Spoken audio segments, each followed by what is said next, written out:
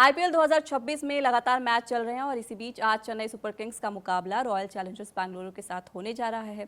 लेकिन इस मैच में जो पलड़ा भारी दिख रहा है वो बेंगलुरु का दिख रहा है और चेन्नई का पलड़ा नीचे की ओर दिख रहा है, क्योंकि कहा जा रहा है कि बहुत सारे ऐसे फैसले हैं जो सीएसके मैनेजमेंट की तरफ से लिए गए हैं जो इस बार टीम के लिए सही साबित नहीं हो रहे हैं। एक सवाल तो ये है कि धोनी अभी खेल नहीं रहे हैं, दूसरा कई सारे ऐसे प्लेयर्स हैं जो चल नहीं रहे हैं, जिनको खरीदा गया लेकिन वो जीरो साबित हुए। अब क्यों ऐसा हो रहा है, इस पर बातचीत के लिए हमारे साथ दिनेश है। बिल्कुल सुप्रिया, आपने सही कहा कि आज जो है बड़ा मैच है सीएसके के लिए। मैं कह रहा हूँ क्योंकि आरसीबी तो देखो एक अच्छे फॉर्म में नजर आ रही है। जिस तरीके से उन्होंने पिछला सीजन खेला था, इस सीजन भी वैसे ही खेले हैं। पहला मैच जीता है और बड़े अच्छे अंतर से जीता है। लेकिन बात सीएसके की करनी पड़ेगी क्योंकि सीएसके मुसीबतों का सामना कर रही है। 2 मैच खेले हैं, दोनों ही हारे हैं। और मैं वही समझ रहा हूं कि टीम इन्होंने चेंज की, ऑक्शन में काफी खिलाड़ी लिए, लेकिन इनके रिजल्ट इनके पक्ष में नहीं रहे हैं। वो आप कह सकते हैं कि धोनी नहीं खेल रहे, डेवॉल ब्रेविस नहीं खेल रहे हैं, नेथन एलिस जिनको लिया गया था इस बार ऑक्शन में वो नहीं खेल रहे क्योंकि इंजरी है उनको, वो तो बाहर हो गए हैं, रिप्लेसमेंट भी चुना गया है। लेकिन वही बात है ना कि पैर पे कुल्हाड़ी मारना खुद के, तो कहीं ना कहीं मुझे लगता है मीडिया में भी ऐसी खबरें चल रही हैं, सुर्खियां बनी हुई हैं, सोशल मीडिया पर भी वायरल है ये चीजें, फैंस भी निशाना साध रहे हैं कि सीएसके ने अपनी बर्बादी खुद लिखी है। वो क्यों है? क्योंकि देखो जिसको सीएसके ने छोड़ा है, यानी कि प्लेयर्स जो लिए थे, एक भरोसा करने वाली जो चीज होती है ना, वो मुझे लगता है पिछले 3-4 सीजन से नहीं देखने को मिली है। क्योंकि सीएसके को हमेशा इसलिए जाना जाता था कि धोनी भरोसा करते हैं, अपने प्लेयर्स पर बैक करते हैं, उनको अपने साथ ही रखते हैं। जैसे रविंद्र जडेजा काफी सालों तक सीएसके के लिए खेले, वो तो इस सीजन वो आए हैं राजस्थान रॉयल्स में, लेकिन अदरवाइज वो काफी सालों तक सीएसके के लिए खेले हैं। उनकी पहचान ही यहीं से बनी है। रैना काफी सालों तक खेले, शिवम दुबे काफी समय से सीएसके के लिए खेल रहे हैं, ऋतुराज गायकवाड़ काफी समय से सीएसके के लिए खेल रहे हैं। तो मतलब माना यही जाता है कि सीएसके अपने खिलाड़ियों को बैक करता है। लेकिन कुछ फैसले ऐसे लिए गए हैं जो कहा जा रहा है कि आईपीएल इतिहास के सबसे खराब फैसलों में से एक था कि आपने जिस खिलाड़ी को छोड़ा वो अब आईपीएल 2026 में अपनी टीम को मैच जिता रहा है और बड़ा योगदान दे रहा है। अब वो कौन खिलाड़ी है उस पर भी बात करेंगे, लेकिन अब बात वही है कि खिलाड़ियों को बैक करना चाहिए। इसमें आप मैं नाम बताऊं, अगर शुरू करूं नाम बताना, सबसे बड़ा नाम रविंद्र जडेजा का है, जिसको आपने ट्रेड कर दिया राजस्थान रॉयल्स के साथ। आप संजू सैमसन को लेकर आए 18 करोड़ में, रविंद्र जडेजा को आपने दे दिया। हालांकि ठीक है, आप कहेंगे कि संजू सैमसन अच्छे बल्लेबाज है, टी20 वर्ल्ड कप में बहुत अच्छा करके आए, और जडेजा टी20 में इतनी जगह है भी नहीं, मिलती भी नहीं है।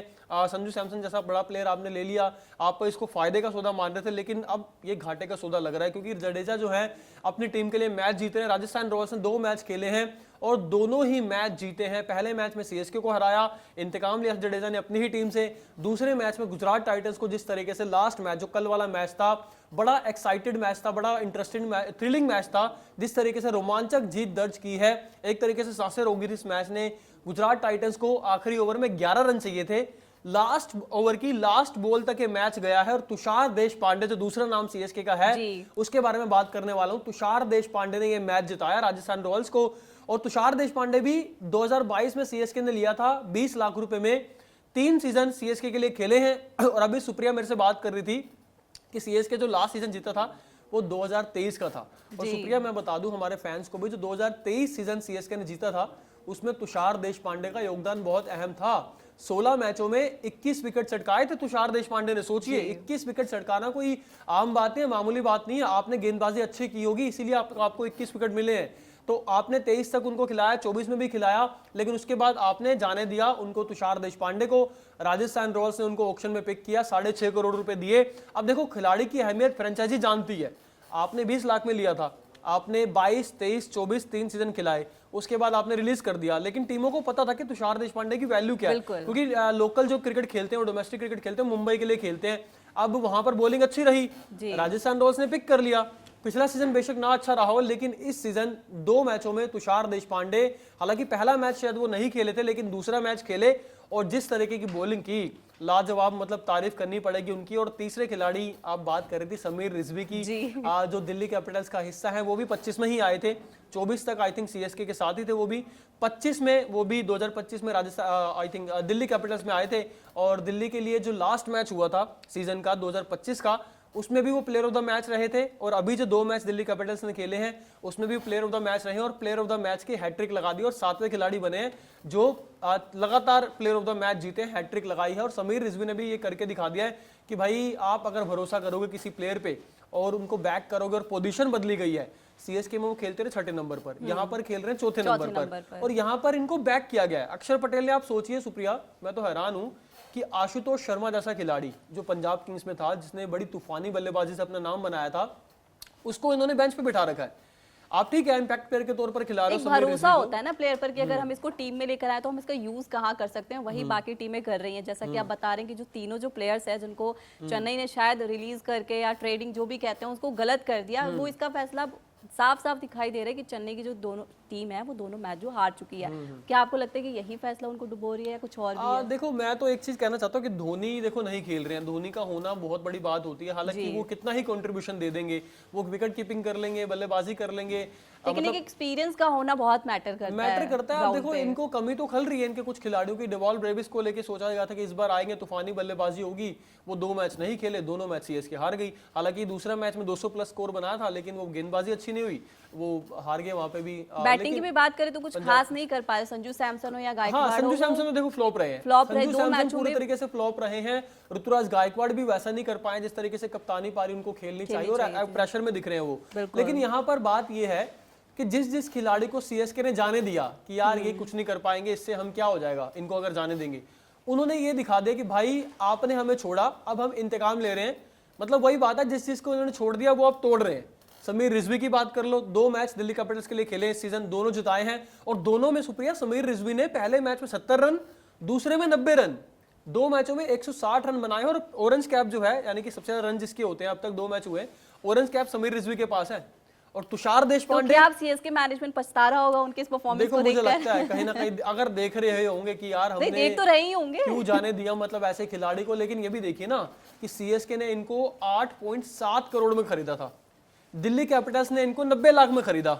अब दिल्ली कैपिटल्स ने तो बहुत मतलब कह सकते हैं सस्ते में ले लिया। फायदे का सौदा कहते हैं इसको, सस्ता नहीं कहते इसको, कहते हैं फायदे का सौदा हो गया ना। अब देखो आप सस्ते में ले लिया, फायदे का सौदा हुआ, और वो आपके लिए परफॉर्म भी कर रहे हैं। सीएसके ने भाई साहब इस सोच के साथ लिया था कि यार 8.5 करोड़ हम खर्च रहे हैं, अच्छे खिलाड़ी हैं, डोमेस्टिक में अच्छा करके आए हैं, कि हमारे लिए रन बनाएंगे, लेकिन वहां नहीं कर पाए वो। और समीर रिजवी ने ये चीज कही भी है, मैं आपको बताऊं by the way, Sameer Rizvi की जो परफॉर्मेंस रही है, उन्होंने इसका क्रेडिट एमएस धोनी को दिया है। उन्होंने कहा ठीक है मैं सीएसके लेके नहीं कर पाया, अच्छा नहीं हो पाता कई टीमों में, लेकिन उन्होंने कहा कि जो मैं आज कर रहा हूं, दिल्ली कैपिटल्स को जो मैच जिता रहा हूं, उसमें कहीं ना कहीं धोनी भाई का, माही भाई का हाथ है। उन्होंने जिस तरीके से मुझे गाइडेंस दी है, क्योंकि 3 साल कोई खिलाड़ी अगर धोनी की शागिर्दी में रहे तो आपको पता है कि पत्थर को सोना बना देते हैं, वो वही चीज है उनके साथ। तो यही चीज समीर रिजवी के साथ भी हुई है। तुषार देशपांडे को लेकर भी यही कहा जाता है कि धोनी की कैप्टनसी में जो वो खेले हैं, बहुत ज्यादा सुधार देखने को मिला, क्योंकि धोनी पीछे से बताते रहते हैं कि किस तरीके के बॉलिंग। मैं वही आपसे शुरुआत में कह रही थी कि धोनी का भी नहीं खेलना भी शायद हार के पीछे का एक बड़ा कारण नजर आ रही है। जो प्लेयर्स हैं वो चले गए, वो तो एक अलग बात है, दूसरा ग्राउंड पे धोनी का ना होना भी एक बड़ा फैक्टर है हारने के उसमें। नहीं बिल्कुल सही बात है कि फैक्टर तो है धोनी का, क्योंकि विकेट के पीछे से जिस तरीके से वो गेम को पढ़ते हैं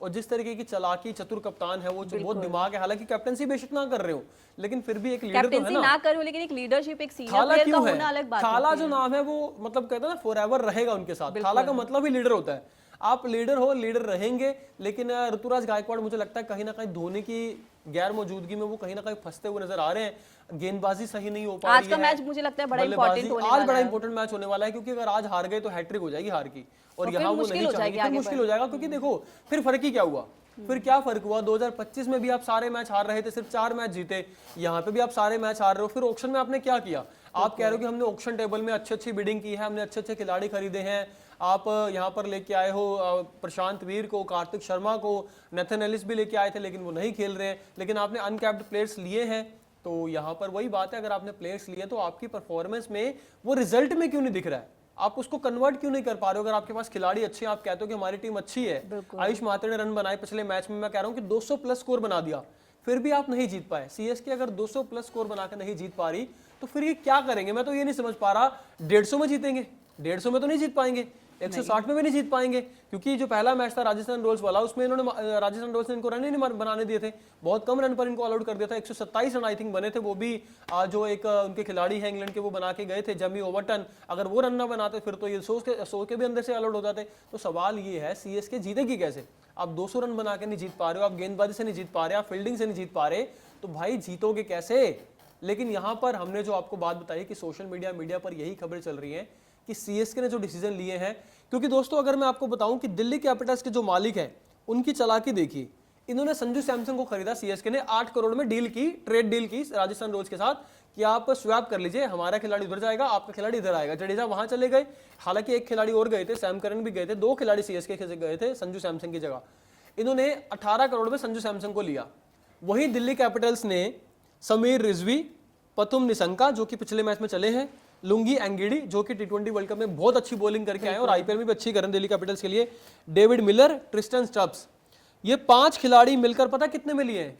18.95 करोड़, यानी कि 18.95 करोड़ में लिए हैं, यानी कि 19 करोड़ के आसपास हो गए। वहां पे आपने संजू सैमसन को 18 करोड़ में खर्च कर दिया। आप सोचे कि पैसे रन नहीं बना पा रहे हैं आपके लिए। दिमाग देखिए, आप सोचिए दिमाग देखिए, उन्होंने 5 खिलाड़ी ले लिए 19 करोड़ में और पांचों के पांचों परफॉर्म कर रहे हैं। वहां पे आपने एक ले लिया 18 करोड़ का, वो परफॉर्म ही नहीं कर रहा जी। तो बात तो ये है ना कि आप कम पैसों में, कम सोर्सेज में ज्यादा यूटिलाइजेशन कैसे होगा, दिल्ली कैपिटल से सीखिए।